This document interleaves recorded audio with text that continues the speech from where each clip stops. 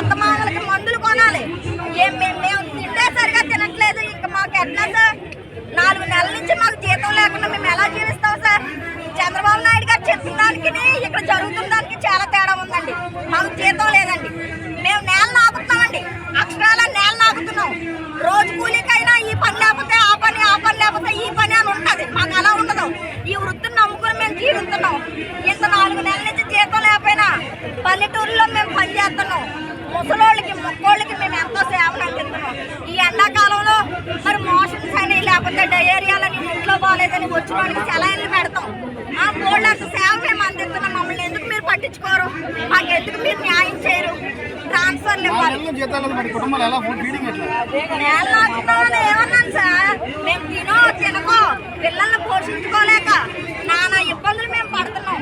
ఇక్కడికి ఇంతమంది తరలి వచ్చారంటే కేవలం ఆ 4 నెలల జీతం లేకండి. అన్ని పథకాలు ఇస్తానికి డబ్బులు ఉన్నాయి. ఒక ఈ ఉద్యోగస్తులకి మరి జీతం ఇస్తానికి ఏళ్ళే చచ్చిపోవాలా, ఏళ్ళే రాలిపోవాలా? ఎందుకండి మాకు జీతం ఎవరు? ఎందుకు మమ్మల్ని ఎంత బాధ పెట్టాలి? మరి చూడండి, ఇంట్లో ఆడపడుచులు ఉంటారు. ఆ ఆడపడుచులు బాధపడితే మీ కుటుంబానికి సుఖం శాంతి ఉంటుందా?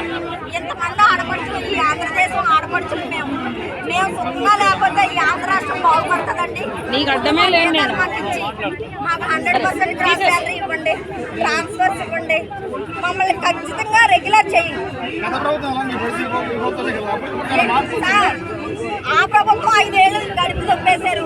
ఈ ప్రభుత్వం వచ్చింది అప్పుడే 2 ఏళ్ళు గడిచిపోయాయి. ఎవడో మాకు రెగ్యులర్ చేసింది లేదండి.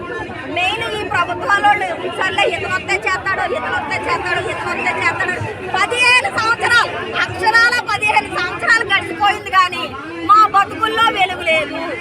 మా బతుకుల్లో ఏమంటారో అభివృద్ధి లేదు. మా బతుకుల్లో ఎదుగుదల లేదు.